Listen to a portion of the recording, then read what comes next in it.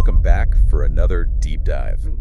Today, we're going to be looking at minilateralism, which is something that, more and more people are talking about these days. Yeah, it's really interesting. And so today we're going to be, really diving into this topic. Yeah. And trying to understand, what it is. Yeah. How it's different from multilateralism. Okay. And, what are the real world implications of all of this? That sounds good. So, in a nutshell, minilateralism is basically, it's about smaller groups of countries. Right. That are, kind of getting together to try to tackle very specific problems. Right.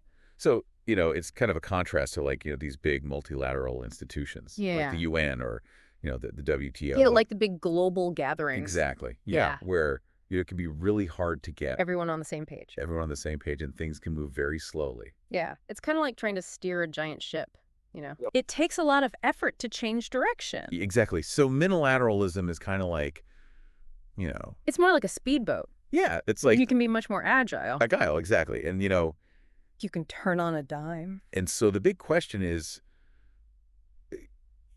is this just a passing trend? Right. Or is this, the future of how... global problems are going to be solved. Exactly. And that's really what we're going to try to get to the bottom of today. Okay, let's dive in. So to kind of kick things off, maybe we can start with some real-world examples. Sure, yeah, that's a great idea. To illustrate, how minilateralism is actually playing out. Okay, so one really clear example is in the security realm. Okay. Specifically in the Indo-Pacific region, you have the U.S., Japan, Australia, and the Philippines, sometimes called the Squad. Okay. That have been, increasingly working together to counter what they see as Chinese aggression in the South China Sea. And so the Philippines is interesting because... Oh, they're facing direct pressure from China's maritime moves. Right. But they're also a U.S. treaty ally. Right. So this minilateral partnership is a way for them to coordinate their defense. Right. It's a clear signal that they're not alone. Exactly. Yeah. They've got this backing. And it's not just about security, though, Oh, right? it's not at all. We're seeing minilateralism pop up in all sorts of areas. Right. For instance, the UAE, India, and France recently launched this trilateral framework for cooperation on things like defense, energy, and technology. Kind of an interesting mix of countries, isn't it? Yeah, you've got a Gulf state, right, a rising Asian power, right, and a European nation. Right. And it really just shows, how minilateralism can bring together these diverse players who might have shared interests, even if they're coming from very different parts of the world. Exactly. And another compelling example is the Mangrove Alliance for Climate. Okay, I've heard of that one. It was launched at COP27 by the UAE and Indonesia, along with 5 other countries. Right. And this initiative, it's specifically focused on protecting these vital mangrove ecosystems. Right. So it's an example of how minilateralism can be used to take action on an issue, even when it's difficult to reach this global consensus on these broader climate issues. Right, like it's a very targeted approach. Exactly. It's a very specific... Okay, so we're seeing minilateralism in action in all these different fields. Yeah. But I think it's important to understand, how it's different from the traditional multilateral approach. Yeah, because it's easy to get the terms mixed up. Exactly, and I think, So how do we distinguish between the two? Yeah, how do we make sure that we're not confusing these two things? Think of it this way. Okay. Multilateralism is like a big conference table. Okay. You got dozens of countries sitting around trying to agree on these broad global issues. Right. Minilateralism is more like a focused working group. Okay. You got a handful of nations tackling a very specific shared concern. So it's really about scale and focus. Exactly. It's about how many players are involved and what exactly they're trying to achieve. Okay, so maybe we can kind of break this down even further. Sure, yeah. And look at some of the key differences. Yeah, let's do a side-by-side comparison. Okay. Might be helpful. So let's start with the most obvious difference. Okay. The participants. Right. So minilateralism usually involves... a smaller group. Right, like 3 to 10 countries typically. Yeah, that's about right. Whereas multilateralism can be, global, right. Yeah, you can have, 100 or more countries. And this difference in size really impacts their focus, right? Absolutely. So minilateral groups tend to focus on... specific issues or regional challenges. Okay. So it's like the squad we talked about. Focusing on maritime security in the South China Sea. Right. It's a very specific geographical area. Exactly. Right, and a very specific set of concerns. Whereas multilateralism is more about tackling these broader global challenges like climate change or international trade regulations, things that affect everyone. Okay, so fewer players in minilateralism. Yeah. I imagine that means decision-making can be... much faster. Right. Much more flexible. You don't need to get everybody on the same page. You don't need to have, 100 different countries all agree before you can do anything. Exactly. So it's like, think of it like a small business versus a big corporation. Okay, yeah. The small business, they can adapt quickly. Right. They can make decisions without getting bogged down in bureaucracy. Right. Whereas the big corporation, it's like, it can take forever to get anything done. Yeah, it's like running a tanker. Right. It takes forever. So speed and agility are key advantages of minilateralism. Okay, so we've talked about participants, we've talked about focus. Let's talk about scope. Okay. So if multilateralism is about tackling these kind of global issues, what is the scope of minilateralism?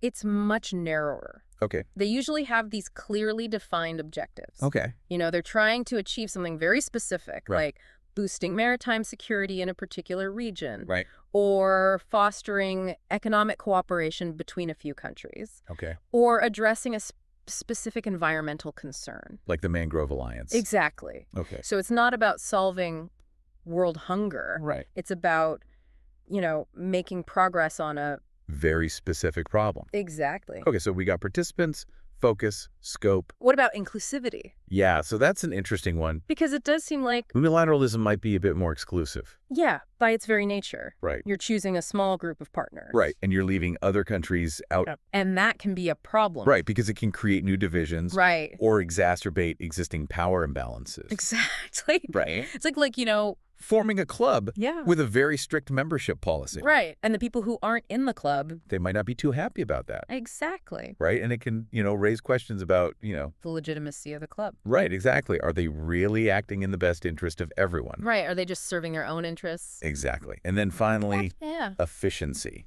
Yeah, we touched on this earlier. I did. But it does seem like minilateralism has an edge here. Right. Fewer members, quicker action. Exactly. Right. Less bureaucracy. Right. More streamlined decision-making. Right. So you can respond to crises more quickly. Right. You can implement decisions more swiftly. Whereas multilateralism, even though it aims for inclusivity, it can often be very difficult to get everyone on board. Right, and to coordinate action. Right.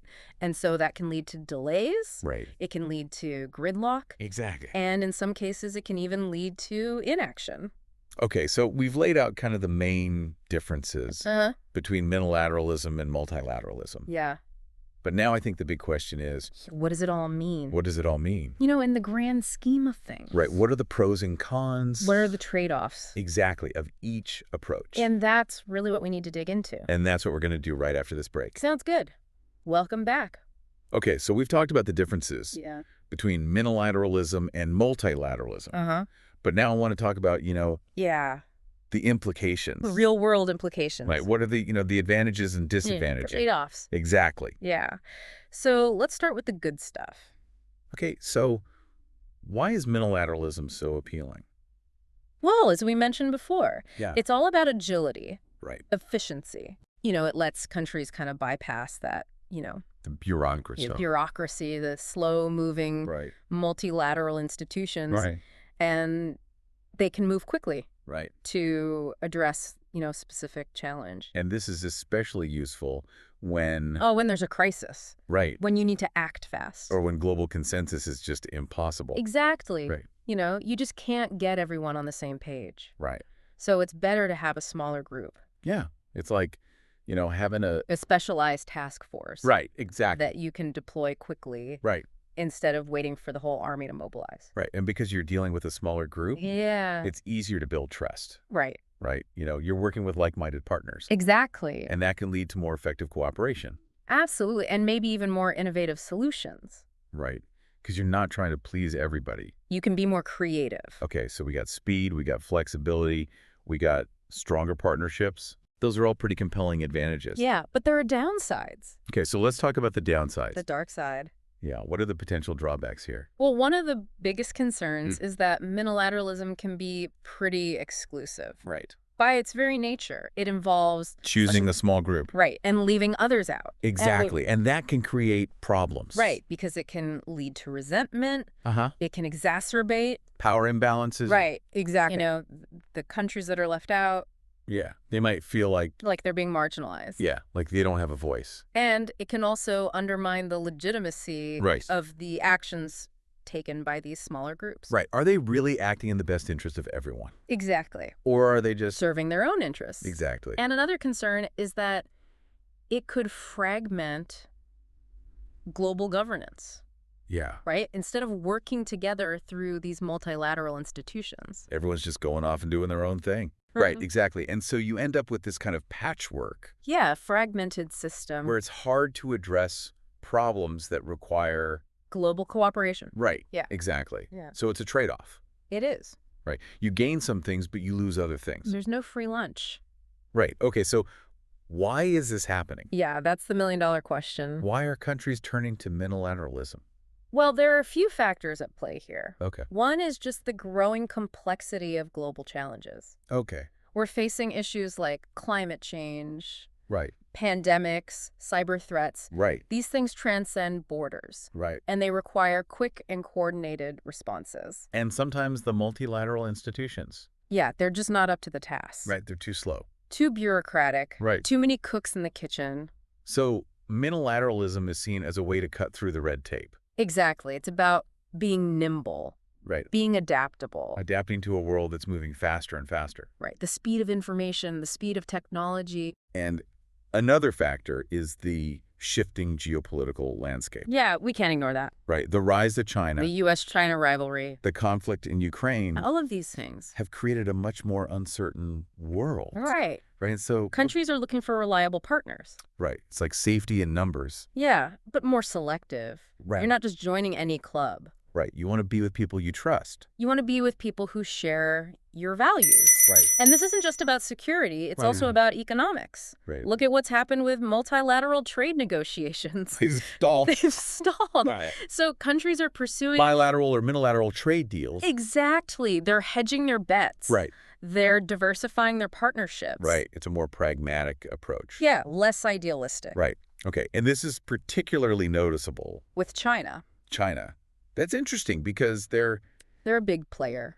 They are. In the multilateral system. Right. They're on the UN Security Council. Really? They're in the WTO. They benefit from these institutions. But they also see the limitations. Right. Right. So they've adopted this dual approach. A dual approach. Right. They engage in multilateral diplomacy. But they also use minilateralism strategically. To advance their own goals. Exactly. They're playing both sides. So they're playing the multilateral game, but they're also building their own network of smaller partnerships. To further their agenda. It's a smart strategy. It is. It's a very smart strategy. Like the BRICS grouping, Brazil, Russia, India, China, and South Africa. Okay. Initially, it was about economic cooperation. Okay. But increasingly, they're addressing security issues as well. Okay. So it gives China a platform to coordinate with these key partners. It's like a mini UN Security Council. Yeah, but with a membership that's more aligned with China's interests. Right, exactly. And it's not just about forming new groups. No, they're also very good at leveraging existing relationships. They've got this whole web of bilateral partnerships. Especially with developing countries. Right. And they use these to advance their interests. Right. Their economic and geopolitical objectives. Exactly. It's a subtle but effective strategy. It is. So China is basically building a minilateral network. Within the multilateral system. Right, exactly. And it's working for them. It is. But what does all this mean for the average person? That's a great question. Why should we care about minilateralism? Because it's easy to get lost. In all this geopolitics. Right. It seems very distant. It does, but... But it has real-world consequences. It does. Okay, so we've been talking about all this, high-level stuff about minilateralism and multilateralism and... how countries are using it. But now I want to bring it back down to earth. Okay. Why should the average person care about this? Yeah, that's the key question. Right. How does this impact their life? Because it's easy to get lost in, the weeds. The abstract, right. Geopolitical maneuvering. But this stuff has real consequences. Real-world consequences for everyone. Okay, so give me so what? So let's say there's a minilateral trade agreement. Okay. And it leads to a trade war. Okay. Well, that can impact the prices you see at the grocery store. Right. Or the availability of certain products. Okay. Or let's say there's a minilateral security pact that deters a conflict. Okay. Well, that directly contributes to your sense of safety and stability in the world. So these aren't just abstract geopolitical games? No, they have real consequences. They have real world impacts. Yeah. Right? It's like a ripple effect. Exactly. Right? Decisions made in these small circles of power can create waves that reach everyone. They can affect our economies, our security, our environment. Right, exactly. And as the world becomes more and more interconnected, understanding these dynamics is crucial. It is. Right, whether you're following the news or making investment decisions. Or just having informed conversation. Right. You need to understand minilateralism. To understand what's happening in the world. To make sense of it all. Right, so it's not just about being a well-informed citizen. It's about being an active participant. Right. In shaping the future. Right. It's about equipping yourself with the knowledge to navigate a world that's increasingly complex. And unpredictable. Exactly. Okay. So if this trend is here to stay... Which it seems like it is. What are the big questions we should be asking? Well, one question is, will minilateralism make the world more or less stable? That's a good question. On the one hand, it could lead to more cooperation among like-minded countries. Right. Faster responses to shared challenges. On the other hand... It could exacerbate divisions. Right. Lead to a more fragmented world. A more conflict-prone world.